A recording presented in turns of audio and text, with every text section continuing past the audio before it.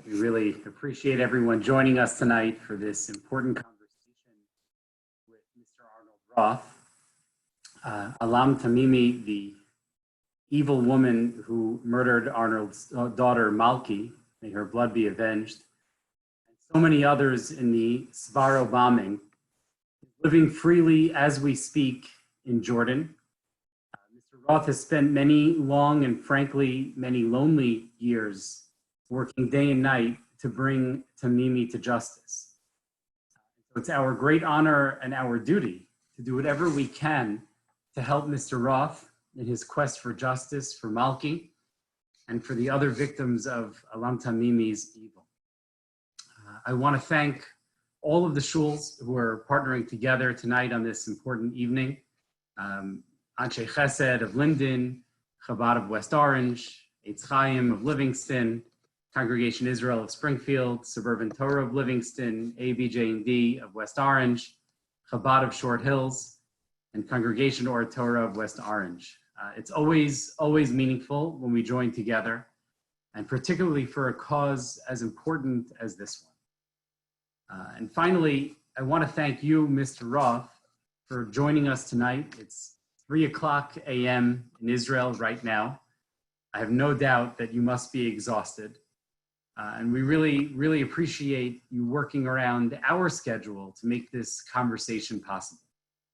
Now, finally, if anybody has any questions for Mr. Roth during the course of his presentation, please send the question to me via chat on Zoom, and I'll read it out to Mr. Roth as he's speaking or at the end of the presentation. So again, thank you everybody for coming together from all of our different shuls, for joining us tonight.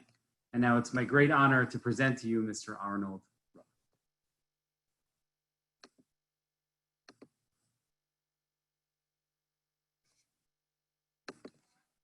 Arnold, you have to unmute yourself. Yes. No, I couldn't until this moment. Thank you. Thank you very much, ladies and gentlemen of Livingston, for hosting me tonight. And allow me to start with sincere thanks to the rabbis of the community. In particular, Rabbi Michel, who could not have been a more gracious host from the very outset of our discussions, and to the rabbis of the sponsoring Batei Knesset, Rabbi Josh Hess, Rabbi Mendy Kasowitz, Rabbi Sam Klebanoff, Rabbi Chaim Marcus, Rabbi Eliezer Zwickler, Rabbi Mendel Solomon, and Rabbi Mark Spivak. Not for the first time in our lives, my wife Fremet and I find ourselves unwanted and ignored by people who appear to have little in common with each other, except their unwillingness to engage with us. Our ability to press on, regardless, is something we learned. We started acquiring it in the earliest stages of our youngest child's life. Chaya Elisheva, born beautiful and sweet 25 years ago, was diagnosed as being blind when she was 3 months old.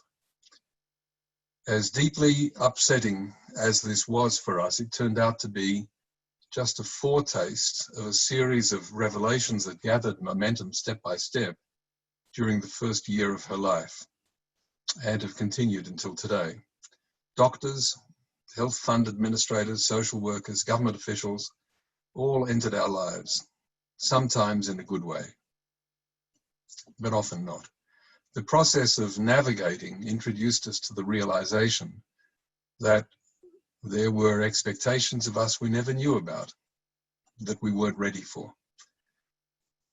By far, the most meaningful of those was that as parents of a child diagnosed with a condition whose complicated name began with the word catastrophic, we were expected to be quiet and listen up. With time, we realized the being quiet, the listening up, was not a winning strategy, at least not if we wanted what was best for our baby. So we spoke out, we asked questions, we made investigations, and as can happen in such circumstances, we were not given satisfying answers. And that's how we started developing the skills you need when you are being ignored and you have a mission that involves your child. As I work my way through the narrative that I plan to share with you, please feel welcome if you have short and sharp questions to ask them by referring them to Rabbi Michel. For longer questions, I ask that these be left to after I get through what is not such an easy to tell account. I don't know if I'm going to get to see all of the comments or the questions, and so to be on the safe side, and because I really want to interact with you, please email them to me at thisongoingwar@gmail.com. I believe that Rabbi Michel will repeat that later. I promise to respond to everything that comes to me that way. Fremad and I have 7 children. 6 are alive today, and all but Chaya, our youngest, are, Baruch Hashem, married and raising their own children. We're embarrassingly proud of all of them, including the men and women our children married. We're a relatively tight-knit family, and we enjoy each other's company very much. Malki was born in Melbourne, Australia, 2.5 years before we made Aliyah. She came after 3 boys and before 3 girls. The younger girls were all born in Jerusalem. Malki used to call herself the meat in the sandwich. But in touching ways, we realize now that she was a kind of glue with her own distinctive, loving way of relating to everyone else and having them love her back.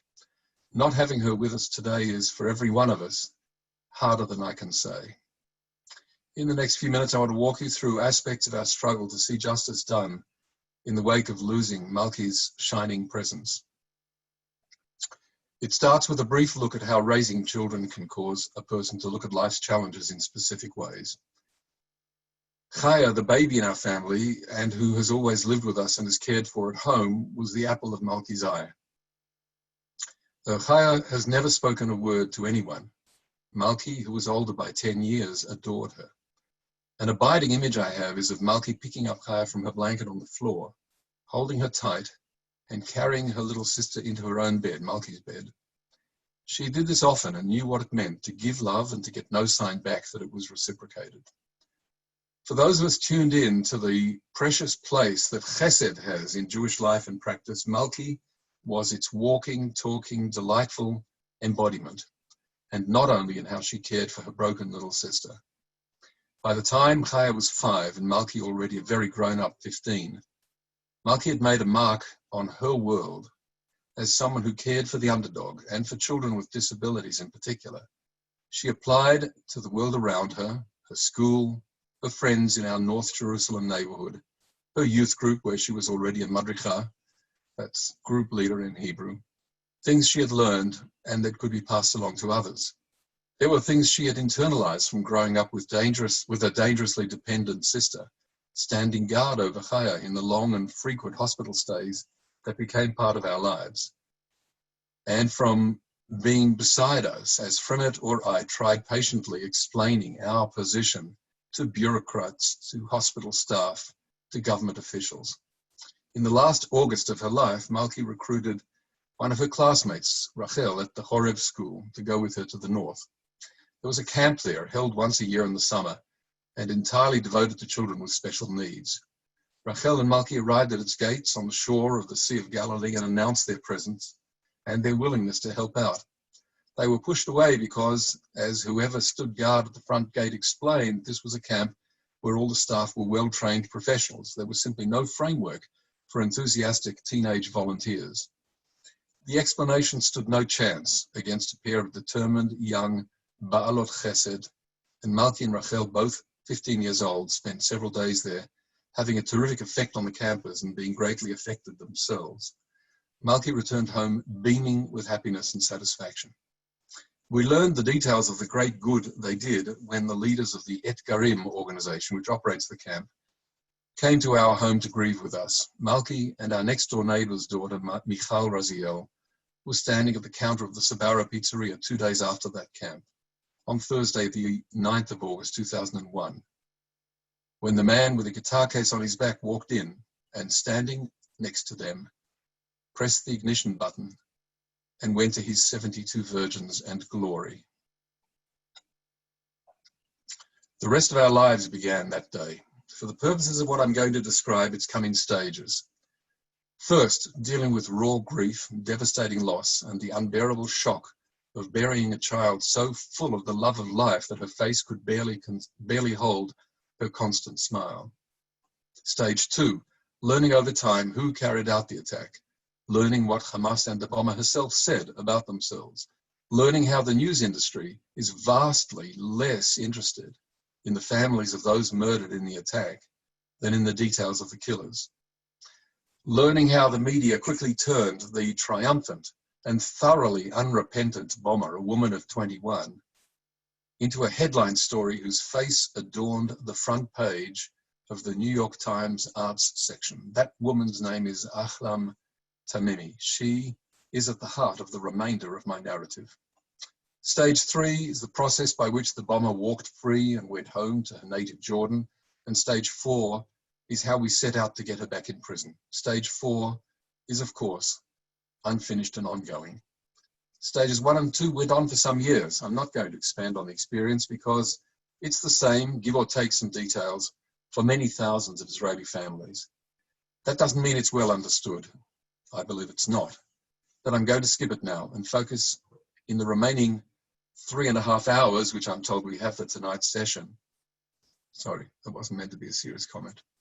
On stage 3 briefly, and then on the current ongoing stage. The Israeli public overwhelmingly supported the deal that Israel made with Hamas in October 2011.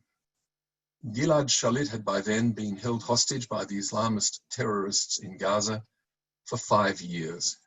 No one could be sure that he was even alive. Public opinion ran at about 90% in favor of doing an exchange that would bring Gilad home. The Prime Minister at the time is the Prime Minister today. Fremad and I campaigned hard in 3 days, the 3 days between the announcement, Erev Sukkot, and the deal's implementation during Chol HaMoed, Tuesday, the 18th of October, 2011. We put out a petition, we got 8,400 signatures. We asked that Tamimi, who represented 0.1% of the total consideration in that deal, should be deleted from the walk-free list. We were ignored.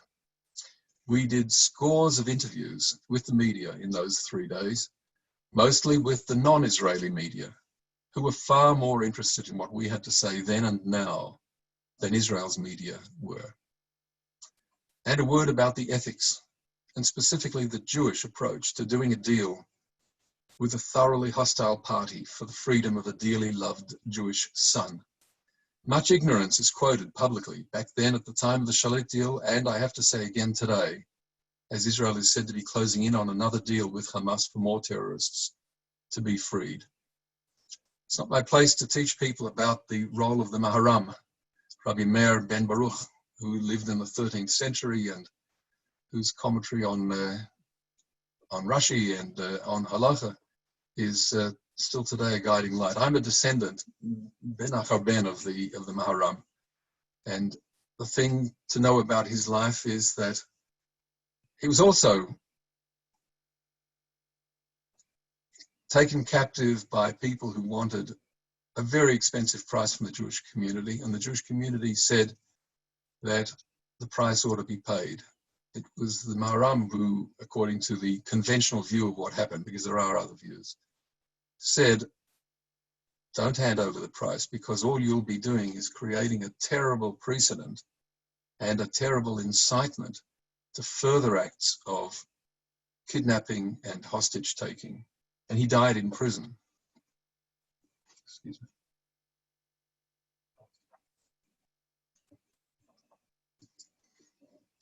Innocent Jews have died at the hands of the terrorists who walked free to give Gilad Shalit back his life. The issues are vexed. There is a best-selling book that achieved prominent status in the 1990s called Fighting Terrorism. I'm just going to quote from page 144 of the 1995 edition. The government that seeks the defeat of the terrorists must refuse to release convicted terrorists from prisons. Releasing imprisoned terrorists emboldens them and their colleagues.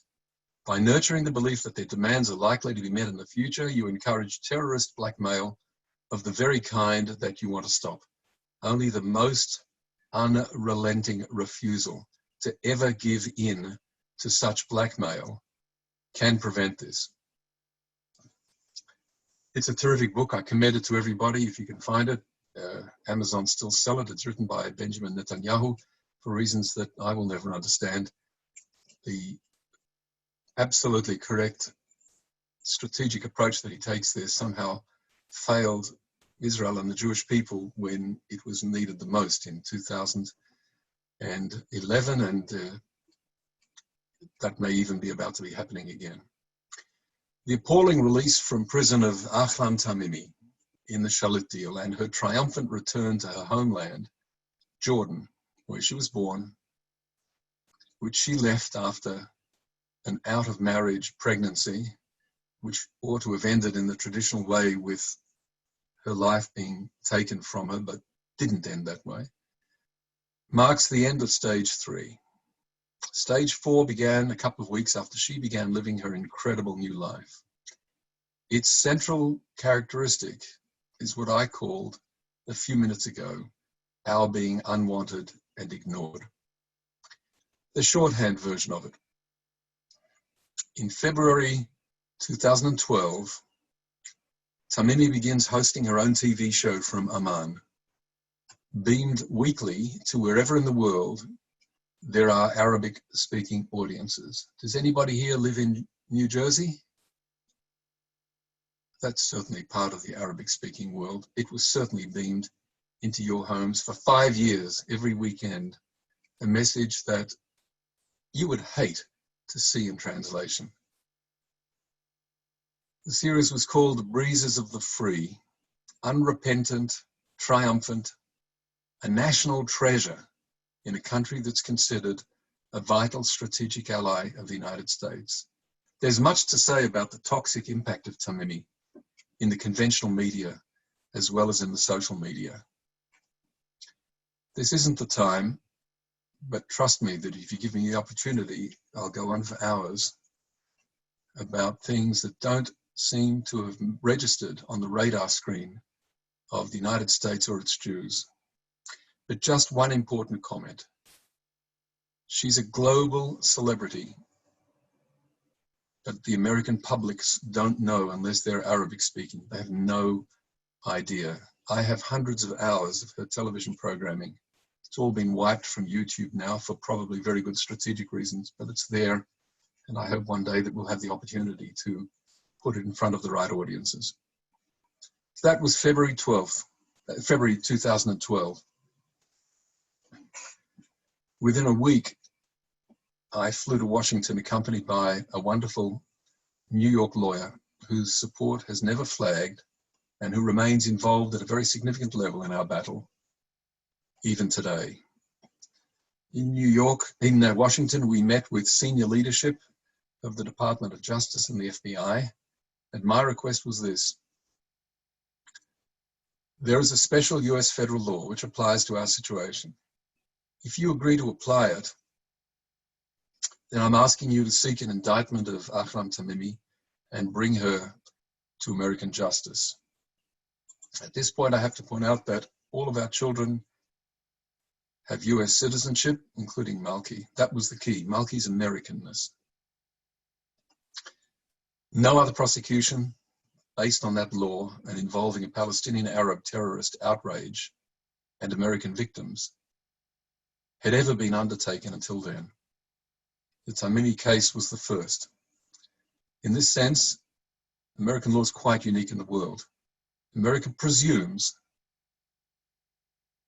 to take upon itself not only the right but also the obligation to go after a terrorist who engages in an act of terrorism outside the United States, outside the jurisdiction of the United States, resulting in the deaths by murder of American citizens. The United States says, we will go after those terrorists wherever they are. We will hunt them down, we will take them into custody, we will bring them to the United States, and we will put them on trial. They had never done it once in all the years that that law existed up until that meeting in Washington in February 2012. I don't have any answers as to why. March the 14th, 2017, more than 5 years later. Actually, a great deal happened during those 5 years. I testified in front of the House Oversight Committee on National Security in the US Congress. Tamimi got married in front of live TV cameras to tremendous adulation in Jordan, to a man called Tamimi, who's her cousin, as well as a member of the same murderous clan, who had also walked free in the Shalit deal, who's walking out of Israeli control into Jordan. My wife and I have tried to stop by bringing an urgent High Court of Justice appeal for an injunction. That really will take 3.5 hours if you want to hear the story. We, of course, failed. We failed for reasons that don't do any credit at all to the people involved in the process, except for Fremont and me, if I may say so. The Jordan Media Institute affair, I'll just say briefly that in 2016,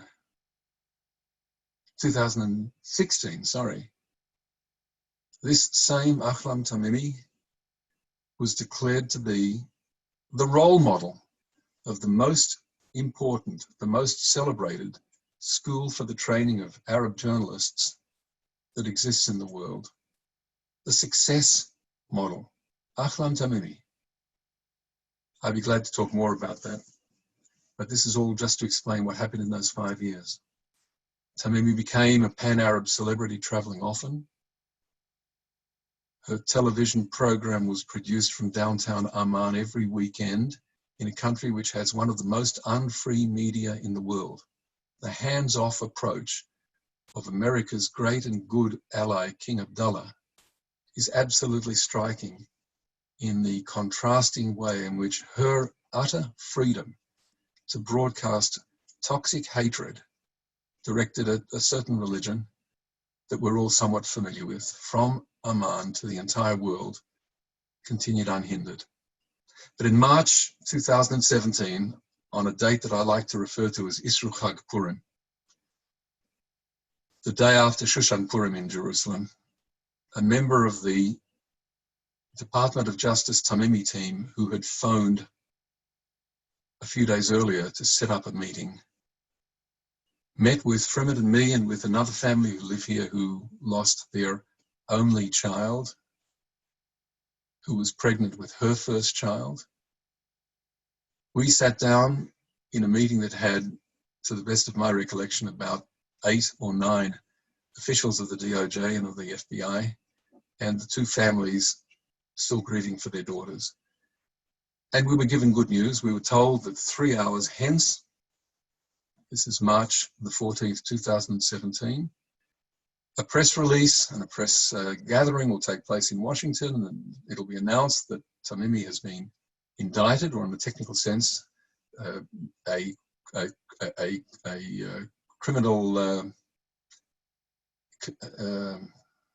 forgetting the exact expression for the moment, but criminal charges have been brought against her, but they had been issued by a judge 4 full years earlier. 4 years before it was announced, the charges had been issued and put under seal, and no one knew. We were elated at first by the news, but then we realized several things over the following couple of hours after we separated from the prosecuting team. We realized that, first of all, the FBI most wanted terrorists list to which she had just been added, or was about to be added that day, everyone had a reward on their heads. She didn't. Then we realized that she's not really a fugitive, that in fact everybody knows exactly where she lives, the address, the building, what she does every day. She's never been a fugitive, not even for a single day since the Shalit deal was done. And the people on the DOJ side, in indirect ways, started letting us understand that there were important factors, I won't be more specific than that were preventing them from doing what they could easily achieve, to extradite Tamimi to the United States and to prosecute her. And even as we were figuring out what options were available to us and just how many surprises there were in the road that we'd traveled until that point and ahead, Jordan's highest court, 6 days later, on the 20th of March, 2017, the court by the name of the Court of Cassation, ruled that the 1995 extradition treaty, which was signed between the Clinton administration and King Hussein, the father of the current king, King Abdullah II, is constitutionally defective. The treaty, which was signed in order to bring one of the plotters in the World Trade Center first attack, the one from 1995, to bring him from Jordan to the United States, was now ineffective. This treaty that had been used again and again to bring Jordanian terrorists, almost none of whom have been mentioned in any of the news reports since March the 20th, 2017, were brought to America under the treaty that the Court of Cassation now declared was unconstitutional. On what basis is it unconstitutional? I could give you a bit of a lecture about it, but the fact is that no one takes it seriously. I haven't met a single legal expert who thinks that there's any real basis to this.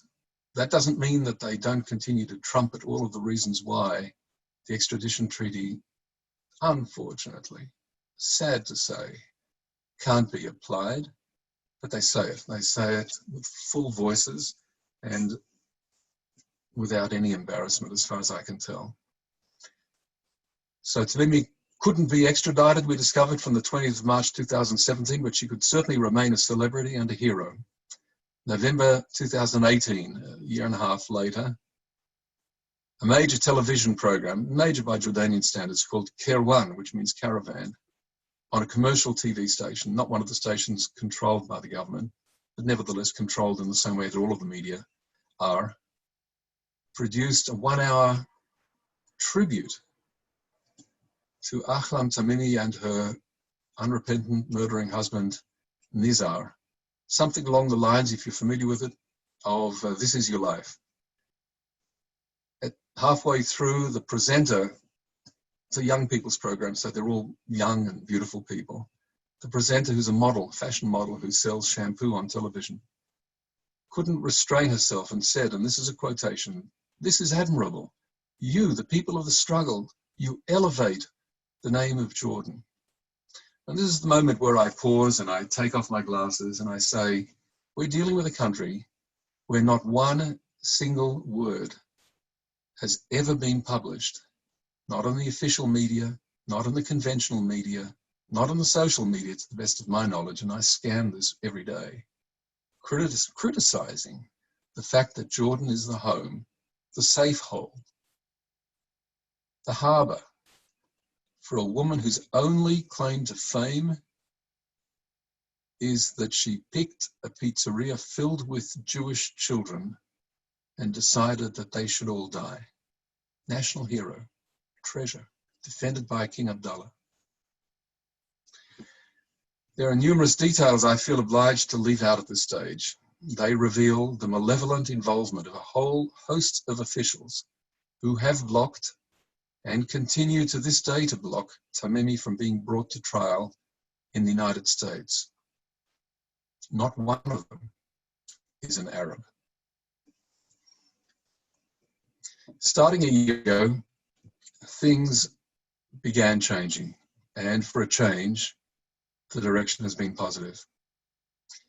In October 2019, I pursued a certain government official and had a long talk with him and found that he was sympathetic to a certain request I made. And I'm sorry to be vague about this. At the appropriate time, I'll be glad to speak more openly about it, but at this point, it makes no sense.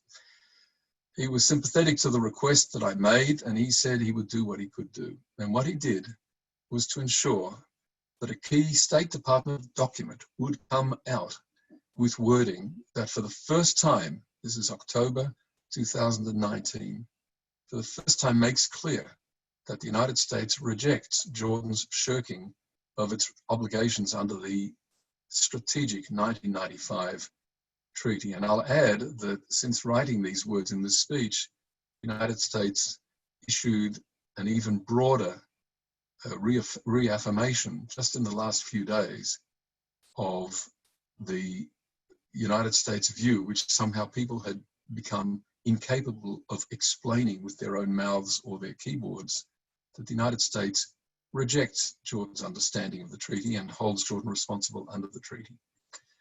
On the 20th of December, this is the next step, 2019, a powerful sanction signed into law by President Trump, and that does not mention Jordan, but targets it specifically, places Jordan's receipt of US foreign aid, it's the third largest recipient in the world of US foreign aid, under official threat.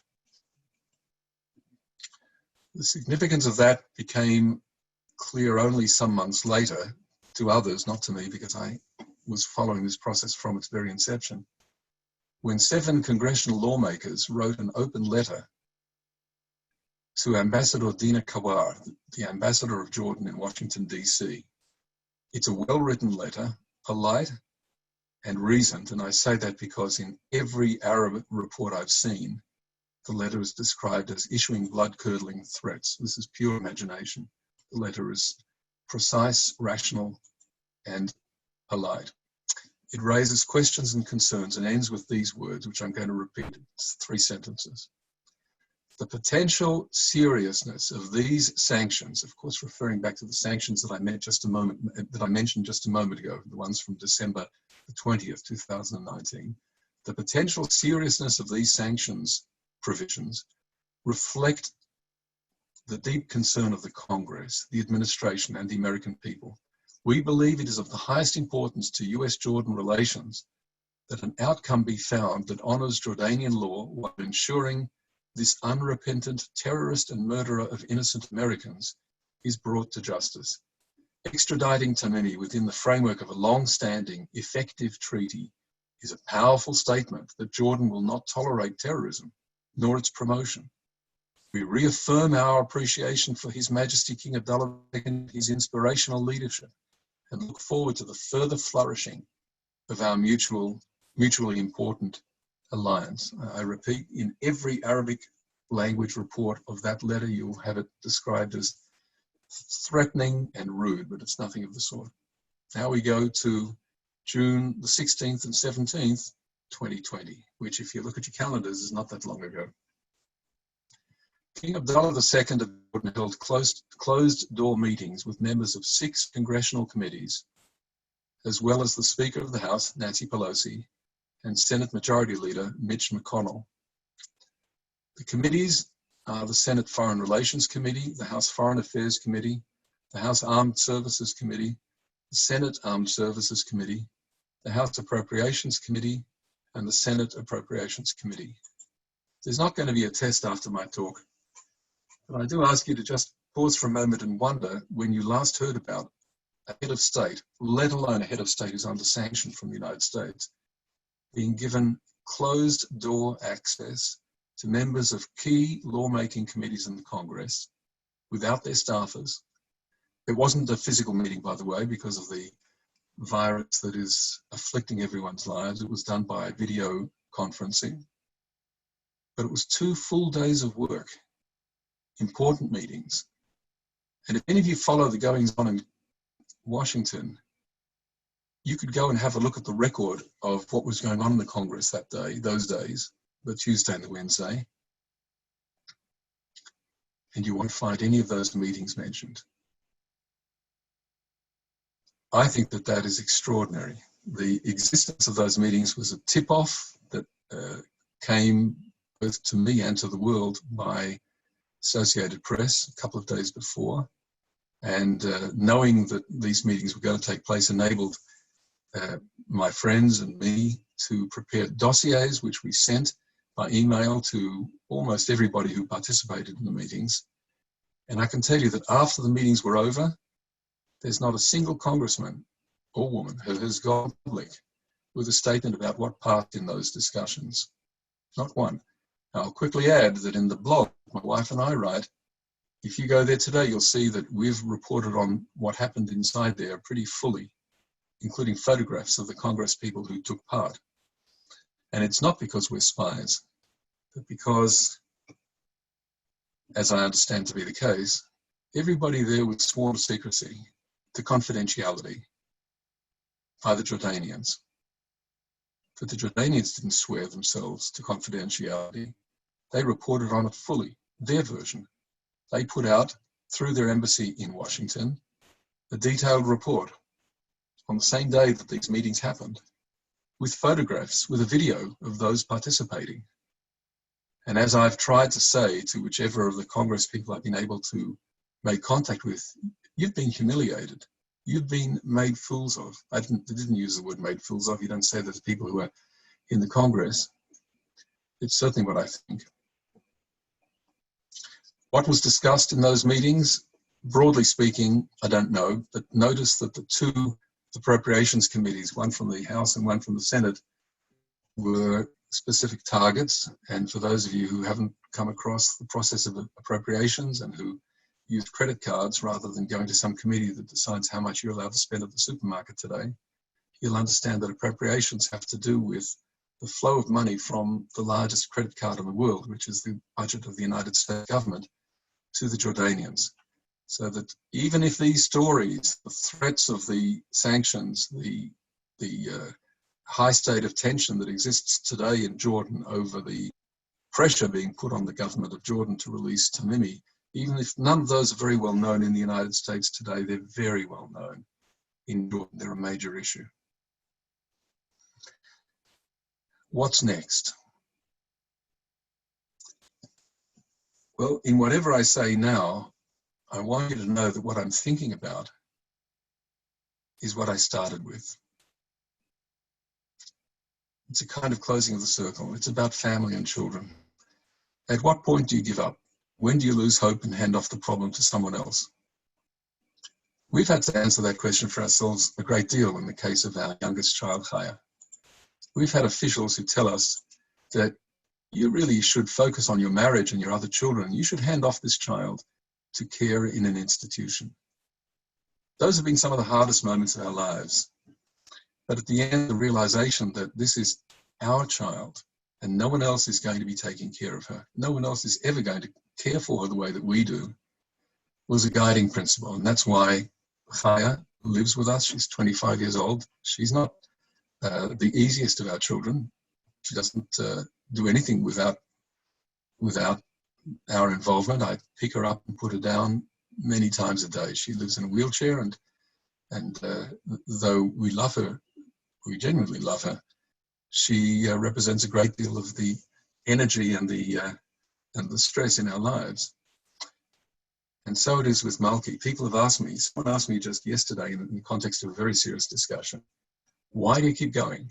Why do you keep doing this? And the answer is because this is about, of course, justice, but it's also about justice denied in the case of a deeply loved child whose life was worth far, far, far, far more than the things that were done to end it. Far, far, far, far more than the life of the hideous human being who engineered the massacre at the Sbarro pizzeria.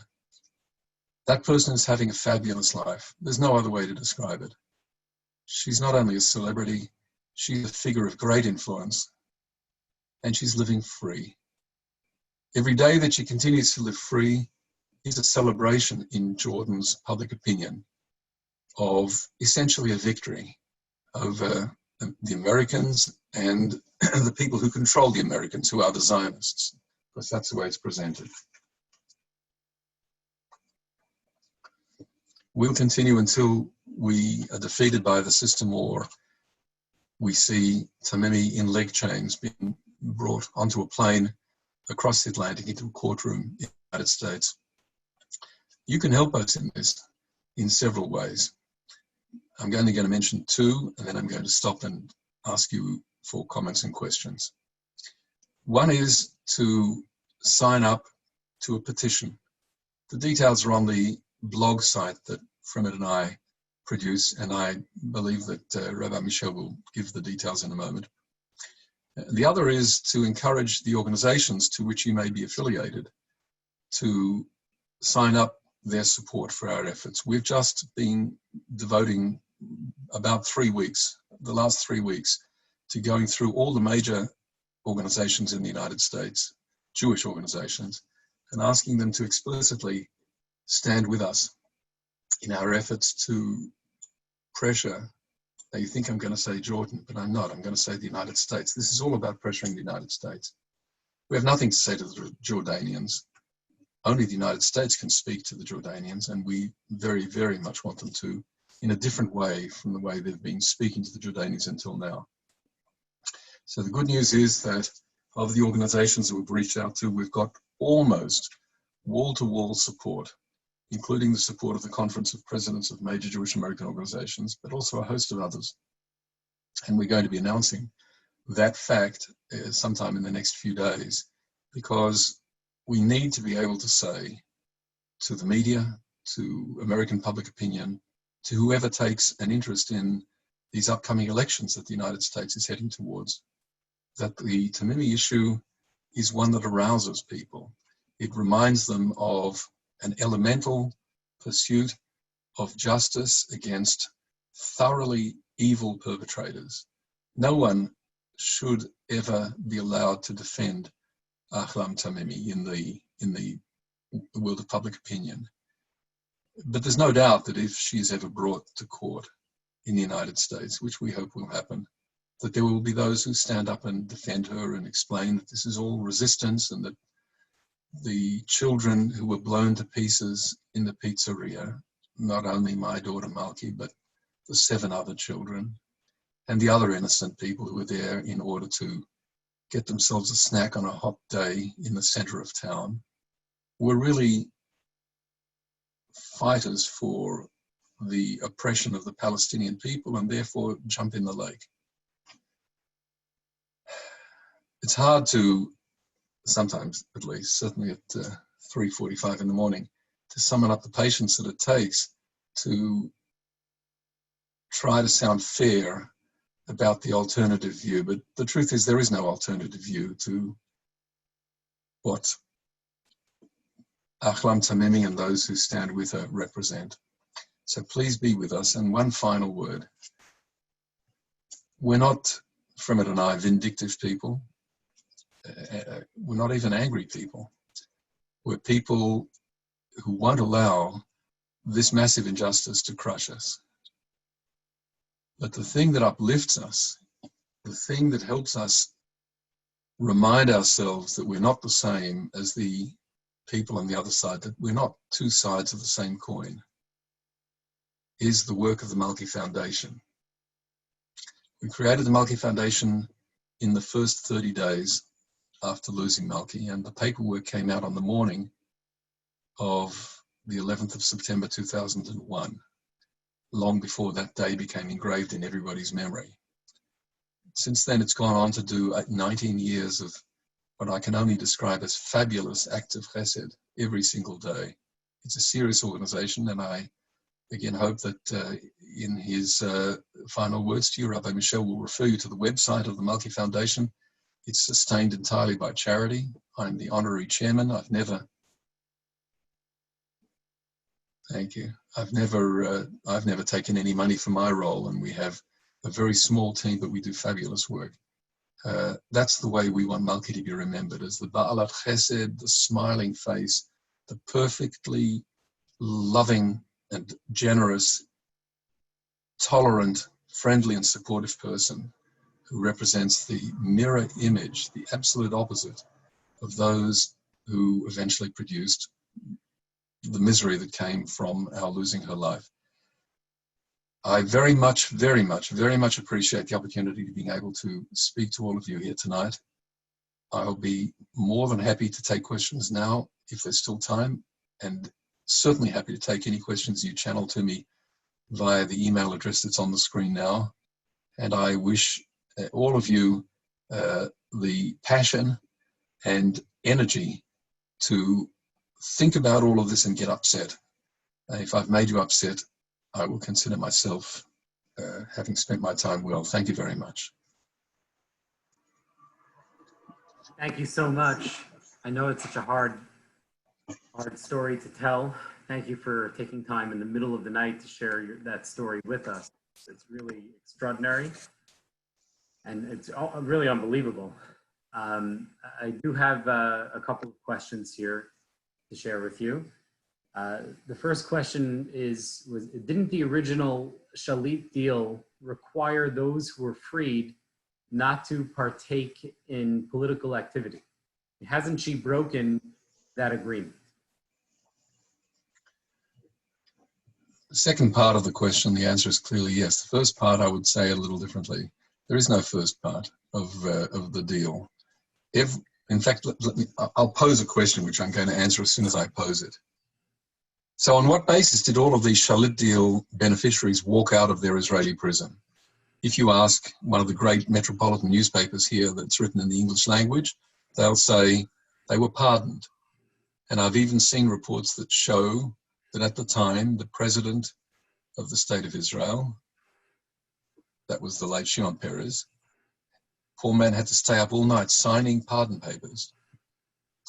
This is true only in the imagination of people who have a simplistic view of the way the world works. Every single person who walked free in the Shalit deal received what in English we would call a commutation of sentence, and it was conditional. In other words, whatever term they were sentenced to was lifted, provided that they did not infringe in a similar way in the field of terrorism. And if they did, then their original penalty, their original sentence immediately was revived. And before they would ever be judged for any fresh crimes, they would first have, because that would only happen if they were rearrested, they would first have to serve the term that they were sentenced to originally. These are fighting words, of course, because even for those Shalit deal releasees who were subsequently recaptured, it's hard to know how many of them there are. I've heard various numbers. I'm going to say 70. And in case anyone has missed the point, many Israelis were murdered by people who walked free in the Shalit deal. And all of the Hamas terrorism today is directed by Shalit deal releasees in Gaza and in Turkey.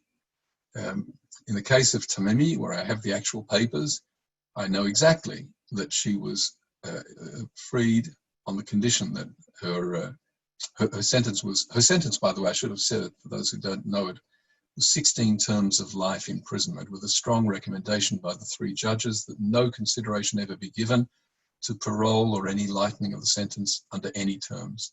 So she was given a conditional, I'm losing words now, a commutation of sentence on the condition that she doesn't engage in terrorism. She was already engaging in it, inciting to terrorism full bore by the time her bus got to Gaza. She then went to Cairo, where she met with Khaled Mashal in a highly publicized encounter between the two heroes of the Islamist revolution. And then she arrived in Jordan the next day as a VIP traveler and given a tumultuous reception first at Amman's international airport, Queen Alia Airport, and then inside one of the official Jordan government courts of law. It's been like that all along.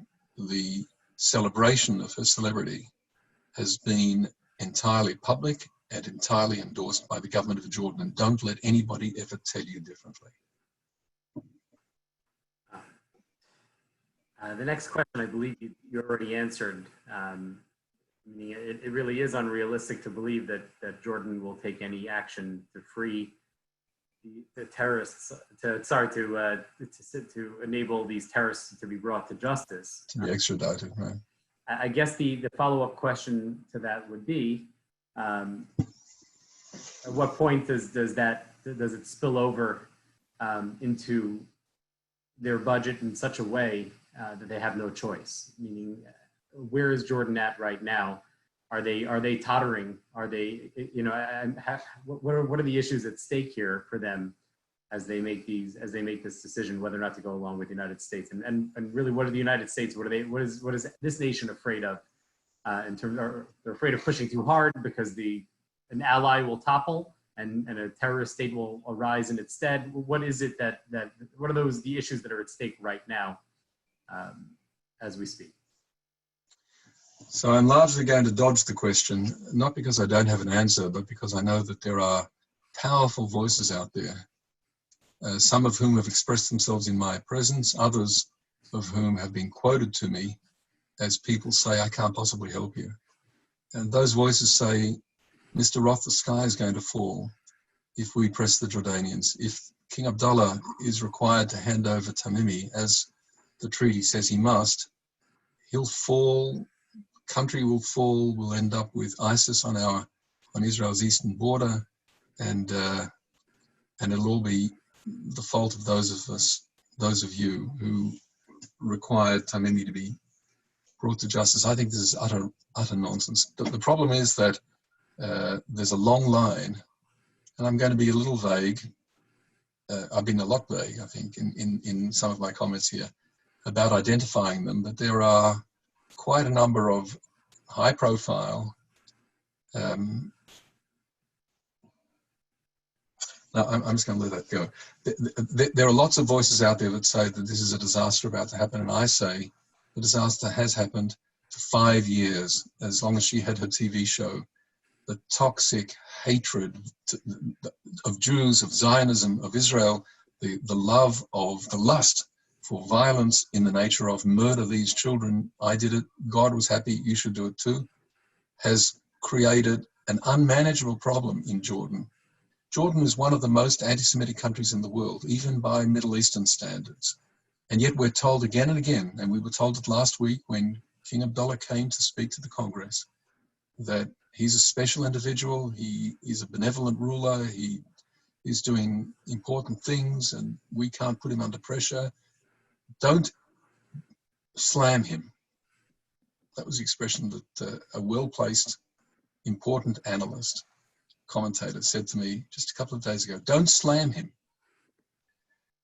To which I said, we sat there silently between 2011, when this woman turned up in Jordan as a free agent and became a potent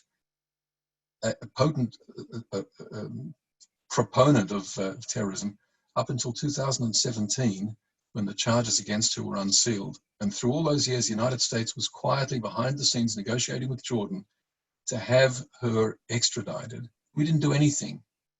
We didn't put them under pressure. Did anything happen?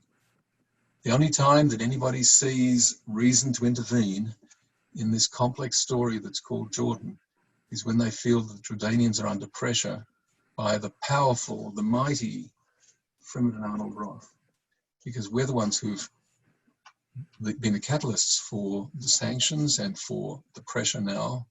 And I can't imagine a more preposterous way of looking at the realpolitik of what's going on. Jordan today has an enormous role to play in the Middle East, but for the most part, the role that it's playing is deadly from the point of view of peace and terrorism and, in a certain way, the State of Israel. But there are much better informed people than I in the government of Israel who have made it clear that they don't share this view and that they're very concerned that if Tamimi is ever handed over to the United States, it'll be a very bad outcome. And this is where I always remind myself that people said things like that to us about our very broken little child. Leave her here in the hospital. We know what's best for her. We love her more than you do. And at a certain point, you just have to say, the hell with it. So that's what we're saying in the case of Tamimi. Thank you so much. I think people may have more questions, and as you said, they can certainly follow up.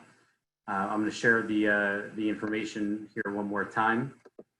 So please reach out and check out karenmalki.org and also this ongoing war.blogspot.com to find out more about what Arnold is doing and Frimet are doing. And I think, from speaking on behalf of the community, whatever we can do to help as the situation I know is fluid, please, we're here and we're ready to help, to sign petitions and to help make noise. So please don't hold back, and I hope that we can be helpful, at the very least, in getting the word out, so that this crusade is no longer so lonely, and God willing, it will come to a completion sooner than later with full and complete justice. We should see the fall of all those who are evil, all those who are seeking to hurt our people, to murder Jews. Unfortunately, there's so many, and you really, Arnold, you are an inspiration to us. So we have to stand up, we have to be proud, we have to be strong. And as you said, your goal is to make us angry. I know I feel angry sitting and listening to you, angry at the injustice of it all, and I'm sure that everybody else does as well. And so really, I know it's not easy to be sharing this and to be sharing this in the middle of the night, but thank you so much for taking the time. And God willing, we'll have the chance to be together under much happier circumstances in person sooner than later. God willing. A big issue to everybody concerned. Thank you very, very much. Thank you everyone for coming. Thank you so much.